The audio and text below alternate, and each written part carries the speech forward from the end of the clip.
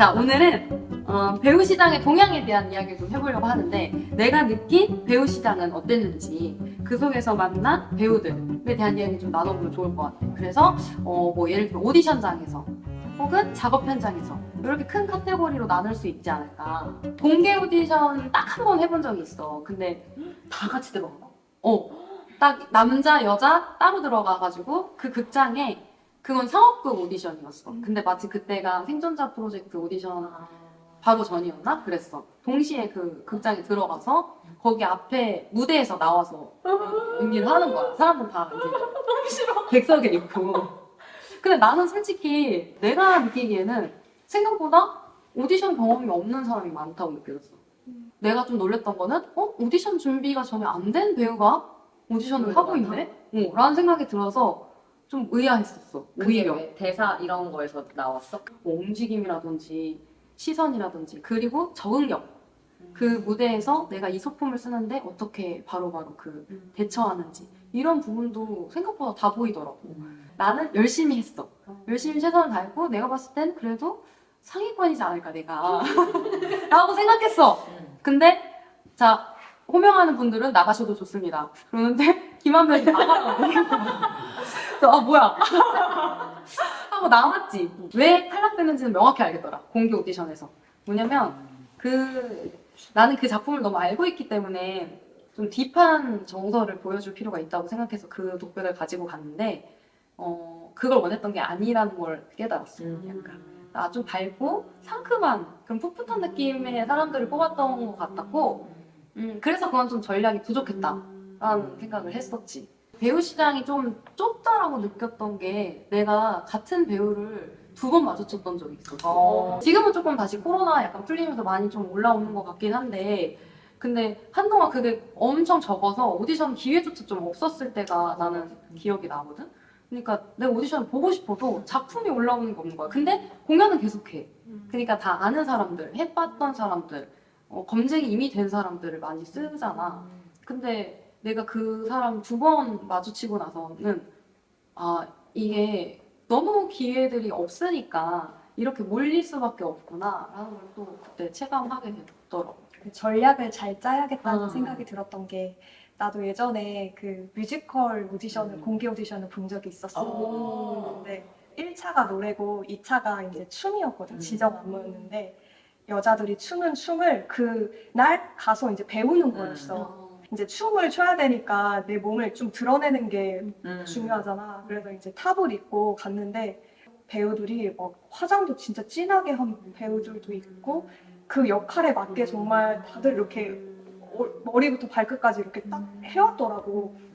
그래서 거기서 나도 생각이 든 게, 나는 이런 춤이 되게 낯설고 해보지 못했지만 그렇게라도 뭔가 준비를 해오고 그런 자세를 취했으면은 좀 더 그 사람들한테도 다르게 보였을 수도 있겠구나라는 생각이 들더라고. 그래서 뮤지컬뿐만 아니라 연극도 그 역할에 맞게 내가 뭔가 이렇게 준비하는 것도, 옷부터 의상부터 이런 거 준비하는 것도 하나의 전략이 될 수 있겠다라는 생각이 들었어.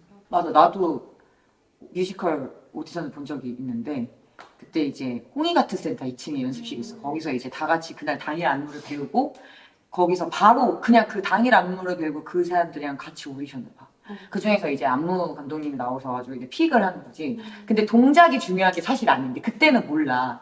갔을 때는 무조건 이거 내가 단시간에 빨리 외워서 빨리 해야 된다는 생각만 있지. 지금은 그렇게 생각이 안 되지만 그때 당시에는 그랬어. 왜냐면 나도 그때 뮤지컬 오디션을 한참 볼 때긴 한데 경험이 많지 않을 때여서, 틀려도 그 캐릭터의 그 작품의 분위기에 맞게 잘 넘어가거나 자기 자신을 이렇게 자기 몸 쓰는 걸 잘 보여줄 수 있는 것들을 사실 보는 건데, 막 시작하거나 경험이 많지 않은 배우들은 그런 걸 잘 모르는 거지. 내가 원하는 배역대로 잘 풀어서 잘 위기를 잘 극복해 나가는 거, 그런 것도 사실 전략인 것 같더라고. 센스를 보는 그렇지, 맞아. 연극 오디션을 보러 갔는데 대형 연극이었어. 거기 지정대사가 있고 자유대사 2가지를 보는데, 자유대사 때 이제 아르까지나 준비해서 갔었단 말이야, 갈매기에. 근데 그 부분을 딱 이제 연기하고 나서 이제 지뢰응답을 하는데, 이 배우가 작품을 어떻게 분석하는지, 제대로 분석하고 연기하고 있는지, 이거를 물어보더라. 그러니까 그거에 대해서 한 번도 물음을 받은 적이 없었는데, 그날 딱 그렇게 여쭤봤는데, 내가 운이 좋게 운이 좋게 아니라 당연한 겁니다, 여러분. 자, 제대로 분석을 하고 내가 되게 오랫동안 갖고 있었던 독백을 가져간 거지. 이 질문을 되게 거기 오디션 본 친구들한테 다 했을 텐데, 사실 우리가 독백을 준비할 때 제대로 분석해서 그거를 준비하는 사람 많지 않다고 하더라고. 사실 그게 당연한 거지만, 그게 잘 이루어지지 않기도 하대. 요새는 그래서 자기가 창작해서 독백을 어, 만든다고도 하더라고요. 맞아. 나 옛날에 어떤 공연용 오디션을 보러 간 적 있는데 자유대사를 창작해서 갔었거든? 응. 웃긴 모먼트가 있었어. 난 웃긴 게 너무 좋아하니까. 근데 그 사람도 빵 터지는 거야. 그걸 보고. 근데 안 됐어. 근데 약간 다음에 꼭 한번 같이 공연을 해보고 싶다 라고 말은 해주셨는데 연락이 온 적은 없어. 근데 이제 근데 그때 그 웃음이 순간 이거는 이 배역을 위한 게 아닌가 이 순간이 이런 느낌 그냥 엔터테인을 줬다 이런 느낌이 살짝 들었어. 그 배우에게 어떤 지점을 원하느냐에 따라서 다 다르겠지만 좀 더 자연스러운 호흡과 좀 이런 러프함을 더 요구하는 데서는 오히려 자작대사가 조금 플러스가 될 수 있지만 큰 공연장에서 해야 되는 작품이나 좀 어느 정도 에너지가 필요한 어떤 장르에 있어서는 오히려 자작대사가 위험할 수도 있을 것 같아. 그 중에 하나의 예시로 예를 들어 나나 대표님 같은 경우를 얘기를 하면 자작대사를 선호하진 않는 편인 것 같아.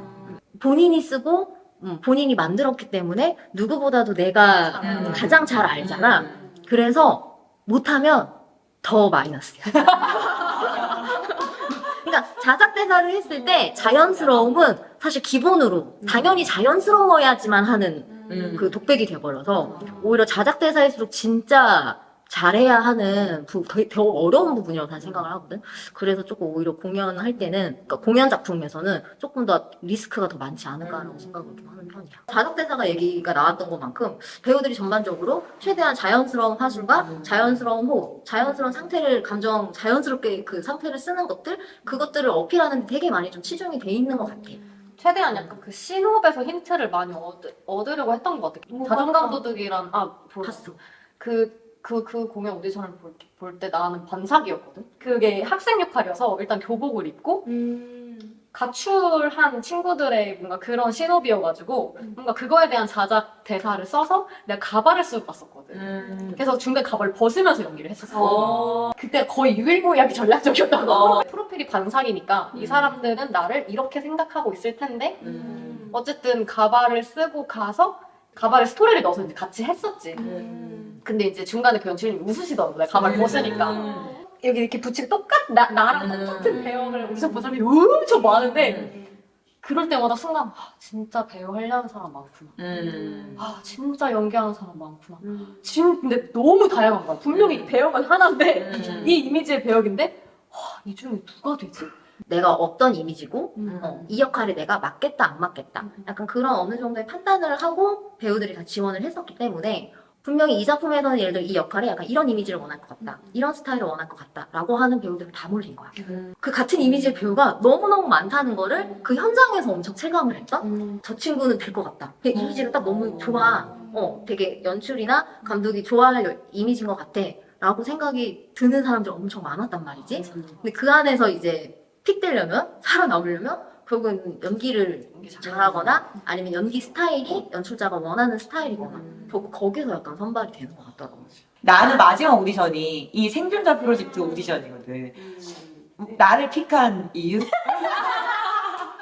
되게 많은 배우들이 오디션 진행을 했다고 들었는데 궁금하다. 이번에 그 생존자 프로젝트 시즌 반원 오디션은 사실 배우를 보는 관점이 좀 처음으로 달랐어. 이전에는 예를 들어 공개 없는 세계 같은 경우는 우리가 염두하고 있는 역할에 대한 어떤 이미지나 그리고 그 역할이 갖고 있는 성향과 이 배우가 가지고 있는 성향, 기질을 좀 많이 봤고 의외로 대표님이랑 나랑은 그 오디션에서 사실 보여줄 수 있는 시간이 뭐 한 5분에서 10분? 굉장히 짧잖아. 그 5분, 10분의 그 사람의 연기력과 향후 미래의 발전 가능성을 판단하기에는 좀 냉정한 시간이라고 생각을 해. 5분 잠깐 그 사람을 보고 그 사람이 얼마만큼 성장할 건지를 막 가늠을 다 한다? 그거는 조금 힘든 것 같고 그래서 오히려 뭐 이 역할을 소화할 수 있는 기질이나 성향이 이 배우 안에 있느냐 없느냐 아무래도 시즌 단원이기 때문에 어쨌거나 공동 작업, 같이 단체, 그러니까 우리 단원들이 다 같이 모여서 단체 생활을 해야 하는, 물론 뭐 우리가 같이 뭐 숙식을 하진 않지만 어떻게 보면 엄마 아빠부터 더 대화를 많이 하고 맨날 이렇게 부대낄 수 있는 멤버를 뽑는 거기 때문에 다 같이 사람들이랑 좀 어울려서 크게 탈 없이 좀 단체 생활을 잘 할 수 있을 배우가 좀 필요했어. 그래서 좀 그런 인간적인 면모를 더 보려고 더 노력을 했던 것 같아. 그러니까 나는 포지션에 대한 부분이 나이가 엄청 컸던 거야. 지금도. 그러니까 나이가 많으니까. 그래서 지금 뭐 매체 같은 경우에 내가 만약에 지원을 한다고 치면 내 나이보다 조금 줄여서 지원을 해. 스크린에이지라는 게 있으니까 이게 그 화면 안에서 보여지는 나이대가 사실은 더 정확하다고 볼 수 있는 거지. 그래서 조금 다른 사람들은 궁금해. 어떤 부분에서 그 나의 포지션을 그 체감하게 되는지. 지금 이제 오디션에 지원하기 전에 고민을 하게 돼. 내 나이에 이 역할을 맡아도 될까?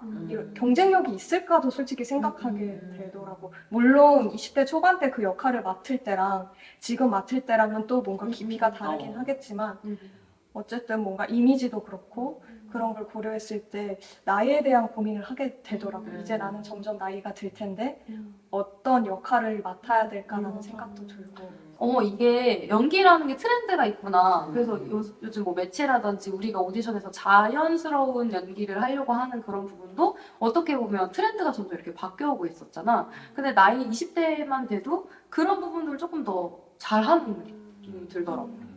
내가 프로필 투어 대행 업체에 최근에 들어서 다시 투어 대행을 좀 넣고 있는데 그렇게 막 반응이 빨리 오진 않아. 그리고 그거에 대해서 회의적인 시선들도 되게 막 별 효과 없다. 근데 또 그거를 몇 년간 좀 꾸준히 돌린 선배들은 그게 필요하다라고 또 이야기를 하기도 하고 피드백이 막 연극처럼 오지 않더라. 그래서 완전히 이게 온도차가 되게 많이 나는 게 연극에서는 내가 그래도 커리어가 어느 정도 있는데 이 영화나 매체 쪽에서는 너무 햇병아리인 거야. 이거를 생각하면서 나 그때 연극할 때도 처음에 어떻게 시작했었지? 그럼 영화는 이쪽은 어떻게 시작해야 되지? 이거에 대한 고민이 되게 많아. 경쟁률 자체가 차이가 많이 크니까. 그런 거 그쪽은, 있겠다. 그냥 학생들 작업, 무료 작업도, 품앗이 작업도 한 명 뽑는데 막 700명 지원한다고 하니까. 연극은 진짜 많이 지원해봐야 사실 그 정도는 잽도 안 되니까. 이제 연극 쪽 말고 매체 쪽 많이 하는 친구들은 하루에 10통씩 꾸준하게 1년씩 넣더라고. 그래서 넣는 것 자체가 비교가 안 되더라고. 생계를 내가 그냥 아르바이트로 채웠던 거를 이 영화 촬영하는 걸로 그만큼 노력해서 따내면 그 생계 부분이 커버가 된다. 그런 친구 사례를 들었던 기억이 나거든. 내가 너무 이게 너도 반응이 없으니까 내가 그래서 현장 경험을 좀 해보고 싶어서 보조 촬영 알바를 좀 다녔어. 근데 보조 출연 같은 경우는 정말 이미지가 중요하니까 정말 아주 노골적으로 보더라고. 의상이나 이제 얼굴이나 뭐 좌절은 아닌데 오히려 약간 경쟁심, 투지가 막 생기더라고. 그래서 한창 좀 많이 넣고 있기는 한데 이게 확실히 그 물꼬를 트기가 참 어렵다. 또 영화 쪽에 계속 있던 친구들은 또 약간 비슷하게 얘기를 하더라고. 오히려 연극과 똑같다. 사실 나도 연극 쪽으로 물꼬 트기 어려워. 그러니까 이렇게 말하는 것처럼. 단편적인 예로 OTR만 들어가 봐도 오디션 공고가 진짜 많은데 오디션 조회수가 몰리는 작품이 있고 계속 두 번, 세 번 게시물을 막 연속해서 올려도 조회수가 되게 낮은 게 있고 이게 갭 차이가 OTR만 봐도 게시물마다 있거든. 그걸 딱 봤을 때도 벌써 배우들이 뭔가 공연 작품이나 작품명이나 아니면 그 작품을 올리는 어떤 팀이나 회사의 이름이나 뭔가 선호하는 게 확 쏠리는 게 보이거든. 나는 그게 사실 동향이라고 생각을 해서. 그런 좀 체계적인 뭔가 홍보나 제작사가 붙인 경우는 공고 글마저 다르지. 공고 글부터 달라. 성의가 그치. 기획력이 다르지, 기획력이 디자인이라든지 거기에서 이렇게 풀어놓은 이야기들 이런 것도 굉장히 구체적이고 그리고 오디션 절차 같은 경우도 굉장히 체계적인 면이고 근데 그런 걸 보면 믿을만한 느낌이 딱 드니까 이게 공연 어디서 하나? 그 극장을 좀 보게 되는 맞아. 거 근데 그런 것도 있잖아. 조회수가 많은 걸 또 보게 돼. 맞아. 이거 뭔데 이렇게 왜 많이 많지? 봤어? 이렇게. 연극 배우들한테는 예를 들어 오디션 공고를 클릭하는 이 서명만 봐도 연극 배우들이 좀 선호하는 작품? 아니면 예를 들어 하고 싶은? 좀 한번 이렇게 트라이 해보고 싶은 작품이 뭔가 작품성이 있든 아니면 어떤 참사 환경이 됐든 아니면 뭐 극장 컨디션이 됐든 어느 정도 이런 복지와도 관련이 있는 부분도 있겠지만 좀 보장받고 싶은 그런 욕구가 좀 상당히 많이 있을 수도 있겠다. 연극 같은 경우. 맞아. 이 시장 안에서 우리가 생존한다고 생각을 한다면 좋은 작품, 어떤 좋은 집단, 뭐 이 안에서 우리가 생존한다고 한다면 어떤 게 필요할지에 대한 부분을 좀 각자의 의견을 한번. 내가 생각할 때 오디션장이나 작업장에서 배우가 생존을 할 수 있으려면 일단 실력. 실력. 연기를 잘해야 돼. 일단. 5명이 심사위원이 앉아 있어도 취향이 각기 다 다르겠지만 3명 정도는 끄덕끄덕 할 수 있는 실력. 마력. 마력. 네. 사람을 끌어당길 수 있는 매력. 그리고 적응력. 유연한 적응력이 필요하다고 생각해. 나는. 적극도가 있어야 된다고 생각을 해. 이 작품에 내가 얼마만큼 참여를 하고 싶고, 난 이런 사람입니다를 보여줄 수 있는 그 적극도가 난 되게 중요하다라고 막 그게 막 과하게 막 이런 막 그런 미친 짓을 하는 그런 게 아니라 약간 능동적인 태도가 능동적인 필요한. 태도가 좀 많이 필요한 것 같아. 내가 하고 싶은 작품을 생각했을 때 나는 좀 약간 액션 느와르를 늘 하고 싶거든. 오. 그래서 액션 스쿨을 꼭 다녀야겠다라는 생각을 늘 머릿속으로만 하고 하지 않았는데 내가 하고 싶은 그 장르에 필요한 다른 능력치를 갖고 있으면 훨씬 더 나한테 플러스가 될 것 같아서 어디 하고 다녀보고 싶고 가장 중요한 건 사실 순발력인 것 같아. 뭐 연기나 액션을 못하더라도 그 상황에서 이렇게 잘 해내갈 수 있는 건 순발력인 것 같아. 난 배우한테 가장 필요한 건 순발력이지 않나. 다양한 역할들을 잘 소화할 수 있는 게 중요하다고 생각하는데 가끔 이제 심사위원 분들이 그런 얘기를 해. 어떤 연기 해왔을지 알 것 같아요. 이런 얘기를 해요. 재밌는 사람이에요. 평상시에 좀 이런 걸 물어봐. 왜냐면 내가 좀 차분하고 이런 식으로 말을 하다 보니까. 근데 나는 그럴 때 뭔가 저 사람의 생각을 바꾸고 싶은 그런 충동이 들어요. 저 코미디 연기 잘합니다. 한번 해보겠습니다. 이러면서 완전 다른 그런 것들을 보여주는. 근데 내가 이걸 뭐 잘하든 못하든 나는 그냥 보여주는 것 같아. 나는 참 다양한 면이 있습니다를 보여주고 싶어서 그런 것 같아. 멋있다 진짜. 계속 질문을 해야 될 것 같아. 질문을 해야 된다고 생각해. 내가 이걸 왜 하는지, 왜 이거를 하려고 하는지, 그리고 이걸 왜 하고 있는지, 그리고 내가 하는 게 뭔지, 그거에 대해서 계속 질문을 하고 스스로에게 계속 답을 하는 과정을 계속 평상시에도 무언가를 하면서도, 연기를 하면서도, 심지어 그 오디션을 볼 때도 내가 왜 이 오디션을 보려고 하는지, 그런 것들을 생각하다 보면 나만의 그러한 신념이 생길 거고, 그런 것들이 오디션뿐만 아니고 이 시장에서 계속 살아남을 수 있는, 계속 꾸준히 갈 수 있는 원동력이 된다고 생각하기 때문에 나는 그러한 질문들 중요한 것 같아. 나는 이제 나한테 거의 핵심적으로 자리 잡고 있는 키워드. 주제 파악. 주제 파악과 전략. 이게 중요하다.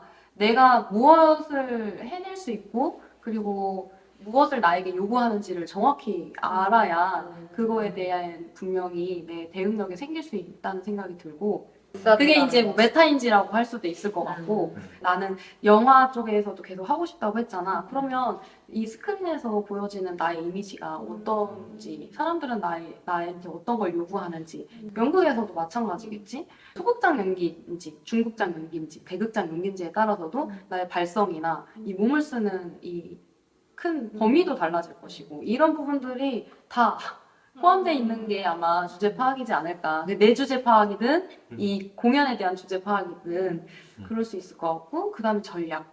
진이처럼 내가 이미지가 주는 한계점이 분명히 있다면 그거를 내가 어떻게 하면 이 사람한테 뒤통수를 쳐줄 수 있을까? 그거에 대한 전략이 있는 거잖아. 그런 부분에서는 이제 나만의 전략이 분명히 필요하다. 내 단점을 조금 커버할 수 있는 전략, 아니면 내 장점을 더 부각할 수 있는 전략.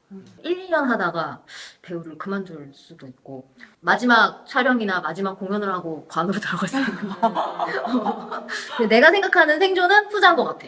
죽을 때까지 내 힘이 닿는 한 걸을 수 있는 한 말을 할 수 있는 한 끝까지 연기를 하다가 죽는 거? 그러면은 관에서 생각하겠지. 배우로서 생각했다. 그렇게 해서 내 삶이 마감이 될 때 배우로서의 삶도 마감이 된다면 그거가 생존이지 않을까. 아까 얘기했던 매력과 인성 두 가지를 나는 생각을 해.